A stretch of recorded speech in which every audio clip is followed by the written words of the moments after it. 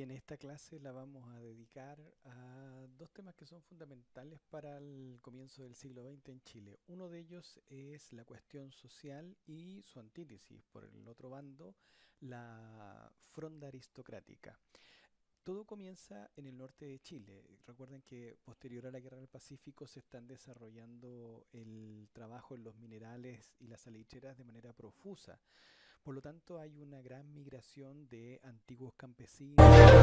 y extranjeros que van mudando su trabajo y también su forma de vivir a otros lugares, desconocidos lugares en el medio del desierto, con una forma de existencia muy parecida al western. Eh, en estos momentos, el auge de las ideas anarquistas y protocomunistas se vuelven realidad y sobre todo fomentada por la mala forma de vivir que se tiene en las salitreras y en muchas ciudades de Chile. Este es el momento de grandes problemáticas en nuestro país, grandes protestas, matanzas, a causa básicamente del descontento que hay por la forma en que lo que llamó Alberto Edwards la fronda aristocrática, vale decir, esa forma de organizarse de la oligarquía, en la que, ahí vemos a Alberto Edwards subiendo, en la que básicamente todo les resbalaba como si no existiera dentro de su universo comprensivo. La pobreza, todos estos elementos de las clases más disminuidas no tenían nada que ver con el fin de la guerra civil que acababa de ocurrir y eso era lo que los tenía muy contentos, ahí los vemos bailando, disfrutando de una forma de vida que era bastante grata, llenas de dinero, en una ciudad bastante lejana donde desarrollaba el trabajo y con un nuevo presidente, Jorge Montt, que había tratado de limpiar las heridas de la guerra civil, un hombre joven de apenas 46 años, que había peleado tres guerras, se dedicó a estabilizar el país antes que realizar grandes cambios. Quizá lo único interesante es la aprobación de la ley de comuna autónoma, donde los alcaldes comienzan a ser elegidos en todo el país, algo que es 100% un elemento fundamental de los liberales. Esto terminando el siglo XIX. Eh, Posterior a él, a Federico Errázuriz Echaurren le toca llegar al siglo XX, que cosa que no es nada fácil, es hijo de Federico Errázuriz Añartu, ojo, y logra finalmente hacerse del poder de una manera bastante bochornosa, ¿no? Gana por apenas 2 votos en 3 elecciones consecutivas, la cosa que lo tuvimos ahí mandando durante un tiempo. Cuando llegamos al siglo XX tenemos al único presidente de Chile parecido a un actor de Hollywood que es Germán Riesco y lo vemos en la juventud y después vemos cómo se echa a perder la gente al lado derecho con el paso de los años al convertirse en presidente de la República. No hace tanto lujo de acciones interesantes, pero sí vale la pena mencionarlo, digamos, por el solo hecho de convertirse en presidente de la República y eso nos hace comenzar el siglo XX de una manera un poquito tardía, pero al mismo tiempo bastante interesante como para poder analizar lo que está pasando con nuestros países vecinos. En eso Germán Riesco se tomó maña de trabajar bastante, sobre todo con lo que llamamos el conflicto permanente con Bolivia. Bolivia terminó con muchos problemas limítrofes, recuerden, después de la guerra del Pacífico, lo que va a generar antecedentes para la guerra del Chaco, que se viene un poquito más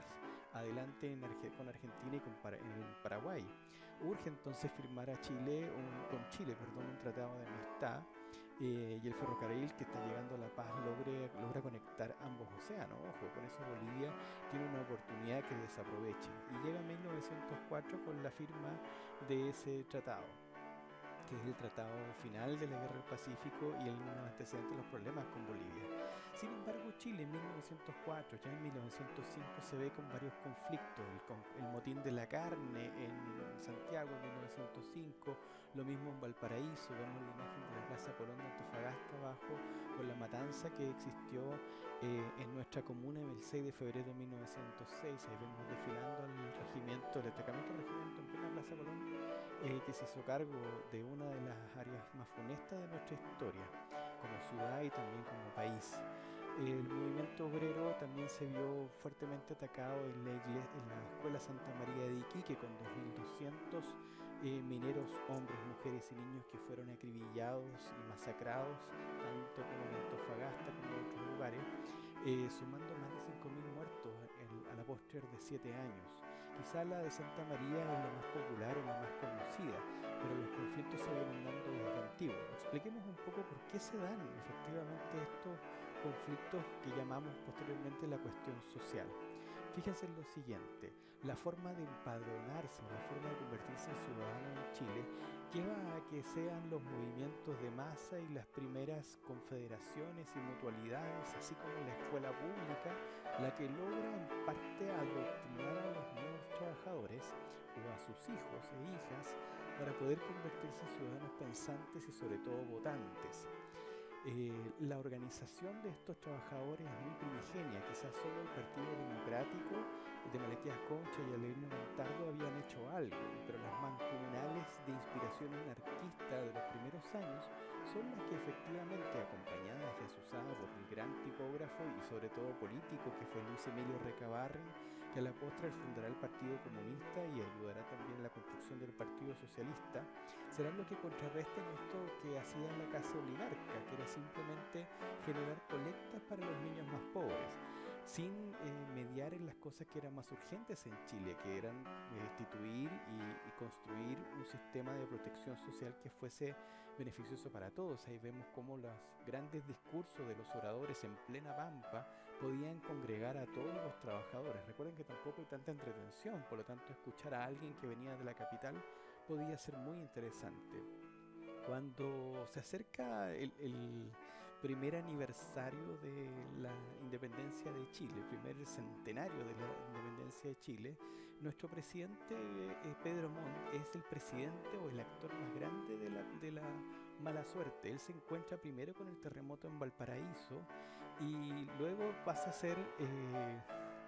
nombrado como un presidente entre liberal y nacionalista. No queda muy claro. Cuando llega 1910 tenemos que nombrar a Emiliano Figueroa como presidente, como lo ven ustedes ahí, bastante gordito y sanito, básicamente porque los últimos 3 presidentes nombrados durante un mes han sido fallecidos. Aquí podemos contar en las festividades que vemos del primer centenario, que son imágenes inéditas que están en la web, que muestran las celebraciones que hubo en el Parque Cousiño, hoy Parque O'Higgins de Santiago, de este primer centenario, los primeros 100 años de Chile, que lo pilla a nuestro país construyendo una fama de guerrero, por una parte, con 100 años de grandes desencuentros entre sus propios hermanos, con varias guerras a cuesta, a su espalda con otros países, algunas con grandes potencias, una que se ganan y otras que se pierden brutalmente. La guerra civil dejó muchas heridas en la clase alta y la guerra del Pacífico dejó muchas heridas y muchas personas transterradas, cambiadas de territorio y también de familias a propósito de la guerra del Pacífico. Ahí cuando vemos la primera parada militar de 1910, podemos ver cómo no ha cambiado mucho el panorama de lo que se hace y sobre todo las ganas de que tenía Chile de celebrar. Ahí vemos a nuestro presidente Emiliano Figueroa, el gordito de barba que ven ustedes al frente de la cámara, celebrando y saludando, festejando, que era el único que quedaba vivo después de 3 muertos desde Pedro Montt en adelante, desde agosto de 1910, y peladito, estás tú, muy bien, hasta que él lo nombran pocos días antes del 18 de septiembre. Este 19 de septiembre vemos como los discursos patrióticos, las alocuciones, pillan a Chile tratando de construirse, tratando de, sintiéndose forrados en plata, tratar de construir el salto al desarrollo que promovía el presidente Balmaceda hace 10 años atrás, más o menos. Lo que ven ustedes ahí es el desfile de los veteranos de la guerra del 79, los veteranos de la guerra del Pacífico que aún quedan vivos y que son los grandes héroes al conmemorarse los primeros 100 años. Quizás lo más recordado y lo más recordable. Pero lo que sí nos muestran, si se dan cuenta en el caminar de estos hombres,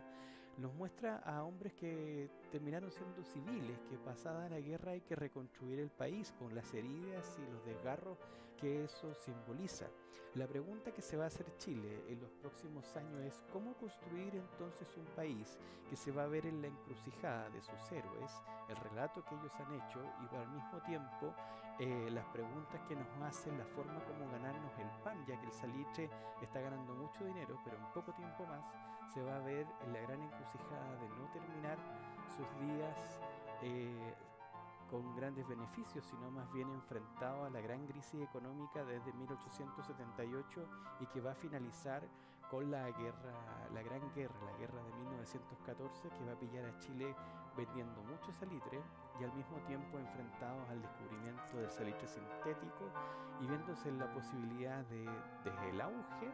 caer repentinamente en la más pura de las pobrezas. A eso nos vamos a dedicar a descubrir qué hace Chile para poder enfrentar su pasado y su presente y sobre todo su futuro.